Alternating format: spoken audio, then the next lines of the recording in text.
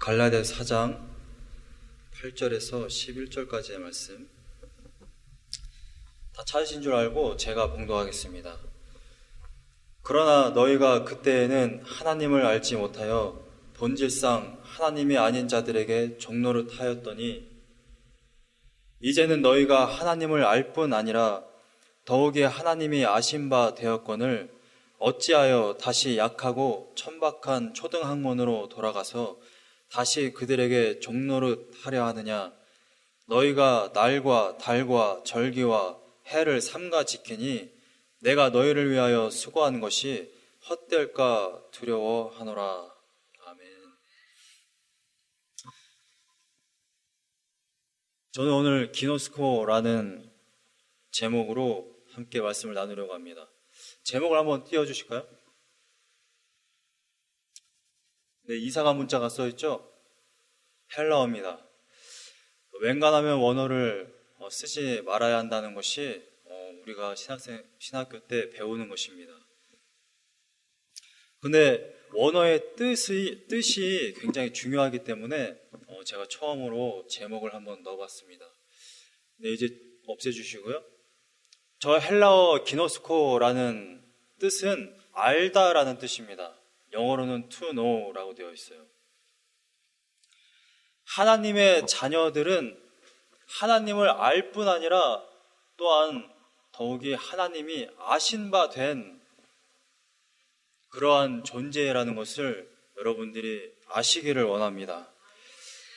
예수 그리스도로 인하여서 우리가 죄사함을 받고 끝난 것이 아니고 이제는 하나님의 자녀가 되었다라는 것이죠. 그래서 하나님의 자녀는 하나님이 우리의 아버지이기 때문에 아버지를 더욱더 알아가야 하는 것이 바로 그리스도인의 이 땅에서의 삶인 것입니다. 이 땅에서는 죄가 해결되었다. 아싸, 이제 나는 천국에 간다. 그리고 천국에 가서 나는 하나님과 친해지겠다. 이렇게 결단하는 것이 아니라 이 땅에 사는 동안 더욱더 하나님을 알고자 애쓰는 것이 바로 그리스도인의 삶인 줄로 믿으시기 바랍니다.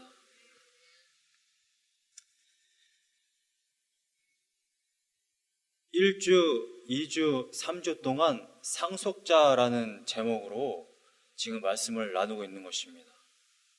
하나님의 아들은, 하나님의 자녀는 하나님 아버지의 모든 것을 물려받은, 앞으로 물려받을 것이 아니라 물려받은 상속자인 것입니다. 저는 여러분들이 어떠한 존재인지를 확실하게 알기를 간절히 소망합니다. 사도 바울이 하나님은 우리의 아버지가 되신다. 그 다음에 우리 그리스도인은 하나님의 아들이다라고 얘기했을 때 이 아버지와 아들이라는 표현은 결코 시적인 표현이 아닙니다. 은유적인 표현이 아니라는 것입니다. 비유가 아니에요. 실제적으로 우리가 구원을 받았을 때에 우리들의 신분이 하나님은 우리 아버지가 되시고 여러분들은 하나님의 자녀라는 것을 분명하게 밝히고 있는 것입니다. 1636년에 우리나라에 큰 아픔이 있었습니다. 여러분들이 잘 아시는 대로 우리나라는 참 외세 침입이 많았어요. 1636년에는 어떠한 일이 있었냐면 최근에 남한산성이라는 영화도 나왔었는데 병자호란이 있었습니다. 청나라가 우리나라를 쳐들어왔죠. 그래서 그때 우리나라 사람들 50만 명을 끌고 갑니다. 당시 우리나라 총 인구수가 1000만 명이었다고 그래요. 1000만 명 중에 50만 명을 청나라가 끌고 갔어요. 근데 이때 끌고 간 사람들의 대부분이 사대부집 며느리라는 것입니다. 그 다음에 양반 가문의 딸과 며느리들을 데리고 갔습니다. 청나라에 끌려간 이 사람들을 다시 데리고 오는데 얼마씩 돈을 요구했느냐? 처음에는 5냥, 5냥이면 며느리 내주겠다. 그 다음에 10냥, 그 다음에 100냥이 되고 250냥이 됐습니다. 나중에는 어떤 사람들은 1000냥을 줘야 데리고 올 수 있었어요. 정말 힘들게 다시 고향으로 돌아왔습니다. 그런데 이때 돌아온 이 며느리와 딸들, 청나라에서 돌아온 대부분의 여자들을 뭐라고 하냐면 환향녀라고 했습니다. 고향으로 돌아온 여자, 환향. 근데 조선은 어떻게 했냐면 이 여인들을 집안에서 내쫓습니다. 왜냐하면 오랑캐의 여자가 됐었기 때문에 정조를 잃었다 해서, 그래서 그 이후로 역사 가운데 환양녀라는 이 표현은 부정한 그러한 여자로 찍혔죠. 비극은 여기서 끝나지 않았습니다. 청에서 돌아온 이 환양녀들이 낳은 아들이 있어요. 자식들이 있습니다. 이 자식을 뭐라고 불렀냐면, 이 청나라가 흉노족이기 때문에 이 흉노족을 얕잡아 이르는 말로 호로자라고 불렀습니다. 호래 자식, 지금 우리가 잘 쓰고 있는 이 표현은 이 바로 청나라 이 오랑캐의 자식이라는 표현이 된 것이죠. 그래서 우리가 혹 자라면서 혹 버르장머리가 없게 하는 사람들을 놓고 저런 호로자식 이런 말을 합니다. 혹시 자라면서 그런 말 들어보신 적 있으신가요? 저는 한 번도 모르게 들어본 적은 없었던 것 같은데 그렇게 말하려고 하는 사람들은 종종 봤던 것 같아요. 근데 오늘 본문에 사도 바울의 심정이, 갈라디아 교인들을 보는 심정이 마치 이와 같은 것을 우리가 알 수 있습니다.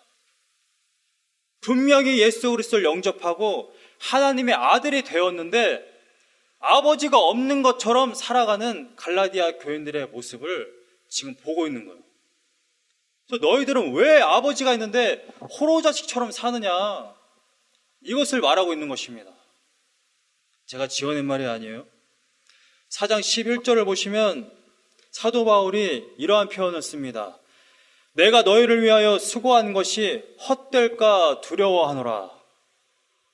여기서 지금 사도 바울이 두려워할 때는 정말 무서워서 벌벌 떠는 그러한 심정을 말하고 있는 것이 아닙니다.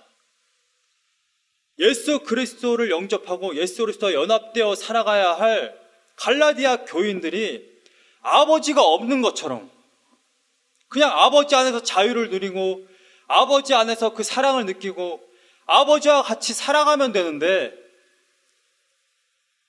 유대인도 아닌 사람들이, 이방인들이 지금 유대인들이 행하는 풍습을 따라가니까 너희들 이렇게 하나님 아버지를 버리고 없는 것처럼 다시 유대인들처럼 날과 달과 절기와 해를 지켜서 구원을 얻으려고 하는 것처럼 하는 것은 마치 아비가 없는 자식이 하는 행동과 같다. 이것을 말하고 있는 것입니다. 오늘 본문의 10절에 갈라디아 교인들이 무엇을 하고 있는지 분명하게 밝히고 있어요. 너희가 날과 달과 절기와 해를 삼가 지키니, 이거 지금 10절에는 현재형으로 쓰여져 있는 겁니다. 갈라디아 교회에 유대인들이 들어왔어요. 율법을 지켜야만 한다. 예수 그리스도로 말미암아 구원받는 게 아니고 예수 그리스도를 믿는 것도 중요하지만 플러스 날도 지켜야 하고 절기도 지켜야 된다. 그래야 너희들의 구원을 받을 수 있다라고 말하니까 갈라디아 교인들이 지금 갈등하고 있는 상황이 아니에요. 지금 지키고 있다라고 말하고 있는 겁니다. 새 번역은 이렇게 번역했어요.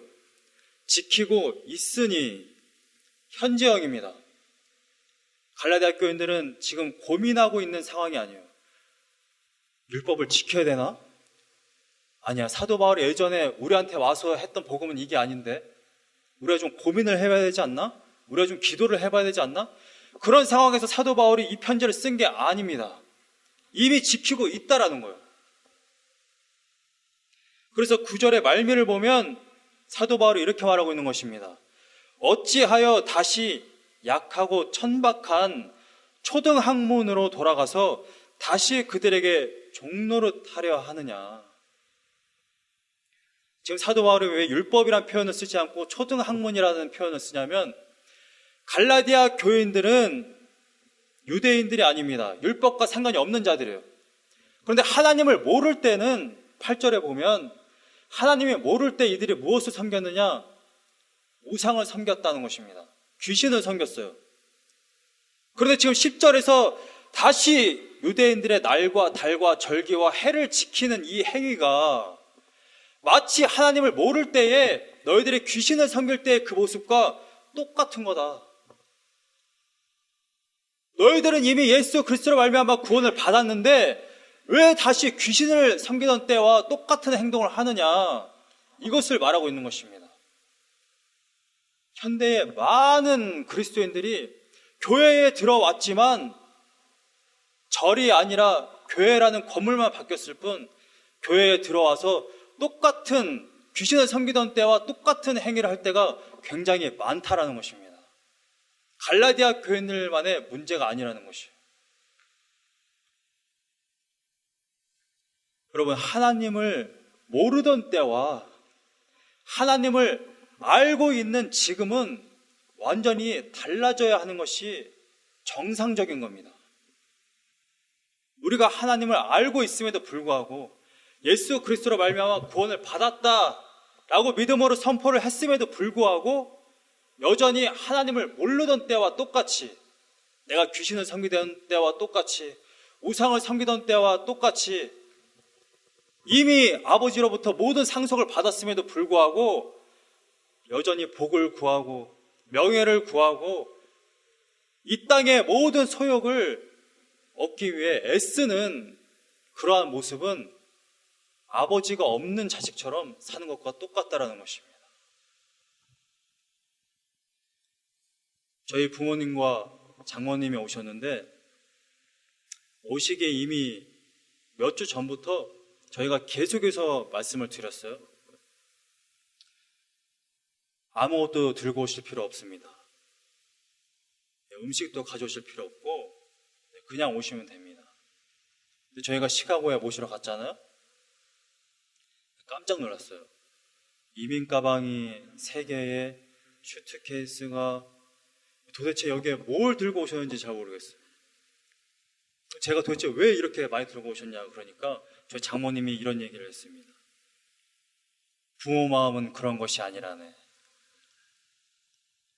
저희는 아무것도 필요 없다고 말했지만 부모 마음은 그런 것이 아니라네. 여러분들이 써야 할 거, 입어야 할 거 이미 하나님이 알고 계신다고 분명히 말씀하십니다. 아버지의 것이 내 것이라고 분명히 말씀을 하고 있어요. 그런데 마치 아버지가 없는 것처럼 귀신을 섬기던 때와 똑같이 치성을 드리고 정화수 떠놓고 기도하던 것과 똑같이 우리가 신앙생활을 한다면 여전히 우리는 불안과 두려움과 외로움 가운데서 사는 것이 아니겠습니까? 여러분들은 아버지가 있는 그러한 하나님의 자녀인 줄로 믿으시기 바랍니다. 그래서 9절에 사도 바울이 이렇게 말하고 있는 것입니다. 8절에서 그때에는 하나님을 알지 못하던 때에는 초등학문을 따라 섬겼고 종로를 했지만 9절은 이렇게 시작하는 거예요. 이제는 때가 바뀌었다라는 것입니다. 과거와 지금은 완전히 다르다라는 거예요. 이제는 너희가 하나님을 알 뿐 아니라 더욱이라는 표현은 그보다 더 중요한 것은 이란 뜻이에요. 너희가 하나님을 알 뿐 아니라, 그런데 그것보다 더 중요한 것은 무엇이냐? 하나님이 아신 바 되었다. 여기서 알다라는 이 표현은 한글로서는 표현이 안 되었지만 복수형으로 되었습니다. 여러분들의 일거수일투족 어떤 한 가지만 알고 있는 것이 아니라 여러분들의 모든 것을 알고 있다는 거예요. 여러분도 마찬가지입니다. 이제 하나님을 알 때에 하나님은 그냥 창조주 하나님 이렇게 하나만 알고 있는 것은 아니라는 것입니다. 여러분들이 하나님을 경험했을 때 여러분들이 점차로 말씀을 읽고 기도하면서 느끼는 그 하나님 어떤 한 가지로 설명할 수 있습니까? 그렇지 않다라는 것이죠. 제가 어렸을 때는 아버지가 어떤 분이신지 잘 몰랐어요. 저는 실제로 제 기억에는 아버지한테 뭐 혼나거나 이렇게 매를 맞고 자란 기억이 전혀 없습니다. 그런데 제가 입으로는 그랬다고 그래요? 호랑이보다 무섭다고? 제가 어렸을 때 인식하고 있는 아버지는 그냥 호랑이보다 무서운 아버지라는 거예요. 근데 제가 지금 이제 내년이면 마흔이 되는데 이 나이가 돼서 본 아버지가 여전히 어렸을 때 알고 있던 그 한 가지의 이미지, 호랑이보다 무서운 그런 아버지일까요? 지금은 제가 우리 아버지의 체력은 어떻고 어떤 과일을 좋아하시고 어떤 과일은 싫어하는지 그것을 지금은 알고 있습니다.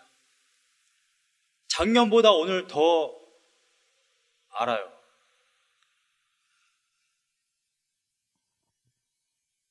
여러분, 하나님이 어떤 음식 좋아하는지 아십니까?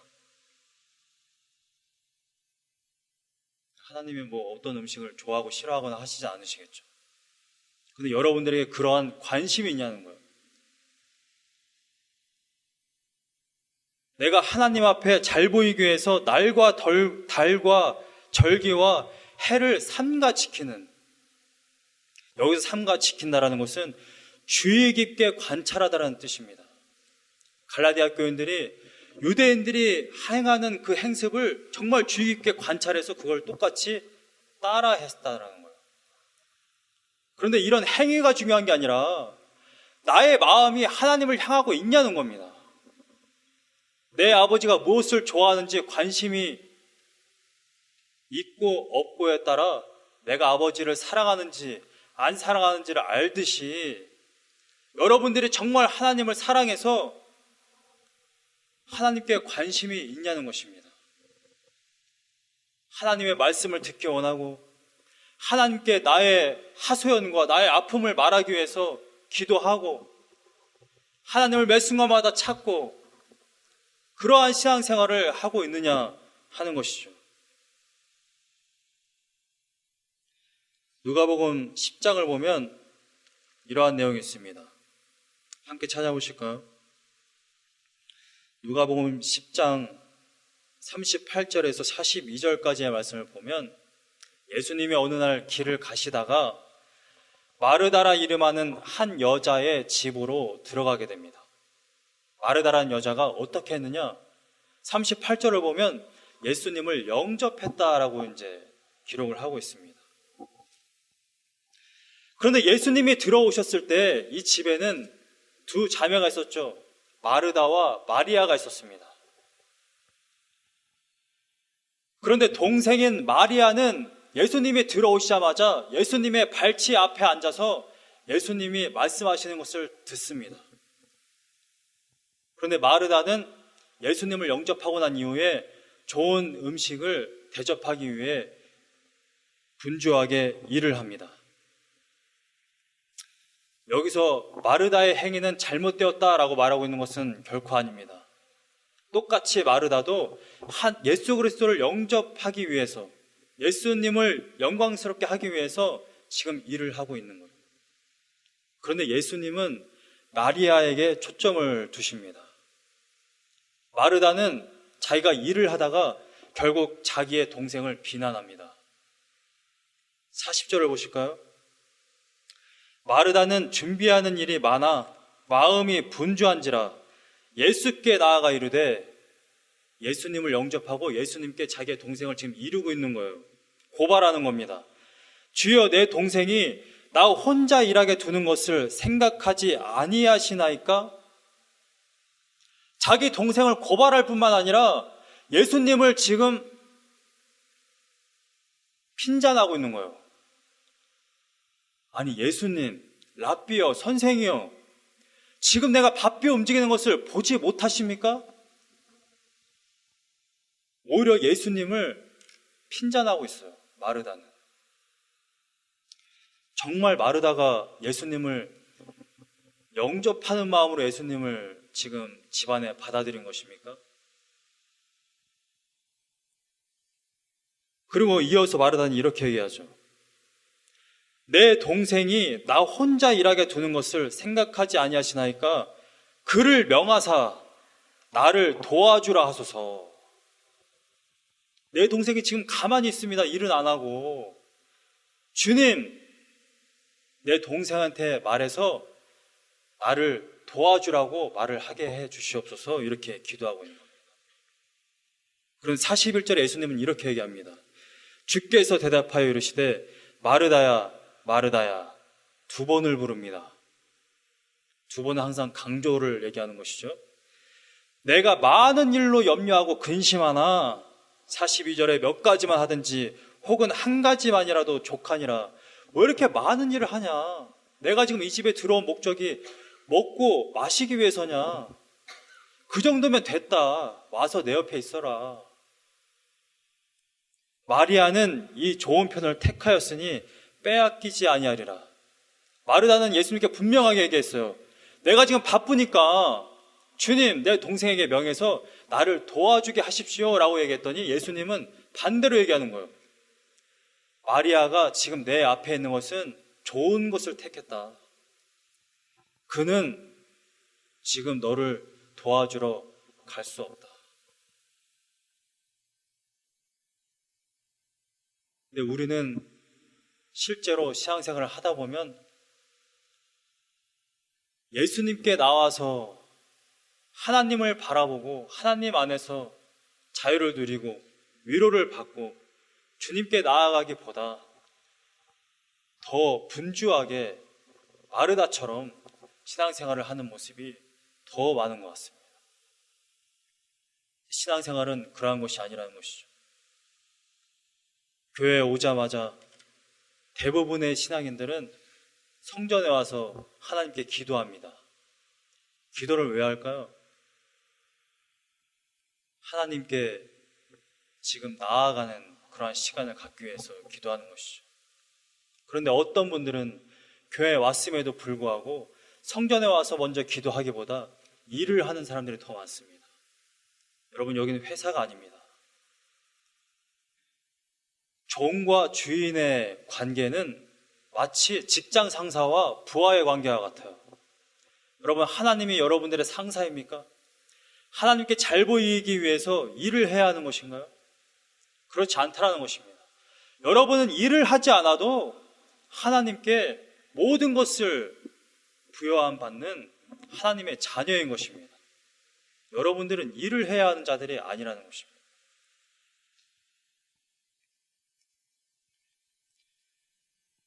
여기 계신 켄터키 선교교회 여러분들 모두는 일을 하고 교회 봉사, 청소, 설거지, 율법을 지키는 것, 종교 행위 이러한 것보다 하나님 안에 들어와서 하나님을 더 알기 원하는 그러한 간절함이 있는 주님의 백성들이 되시기를 간절히 소망합니다.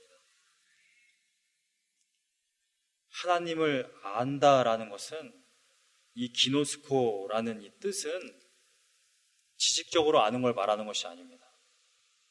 아, 하나님은 창조주고 삼위일체로 계시고 편재하시고 전지하시고 전능하시구나. 지식적으로 아는 그 알을 얘기하는 게 아니에요. 이건 친밀한 관계 속에서 아는 그러한 알을 이야기하는 것입니다. 여러분, 하나님을 얼마나 알고 계세요? 작년보다 올해 하나님을 더 얼마나 알고 계십니까? 얼마나 더 가까이 가셨습니까? 처음 예수님을 만났을 때의 그 초신자 때보다 지금 얼마나 더 하나님을 알고 계십니까? 여러분, 제가 아내와 결혼한 지 이제 8년 됐다고 그래요. 제가 이제는 여보하고 부르는 이 말 한마디에 제 아내가 제 속마음을 간파합니다. 여보하고 불렀는데 아내가 저한테 이래요. 안 돼. 뭐지? 귀신인가? 거의 대부분 저의 어조에 따라 여보, 나는 지금 라면을 먹겠어. 또는 책을 사겠어.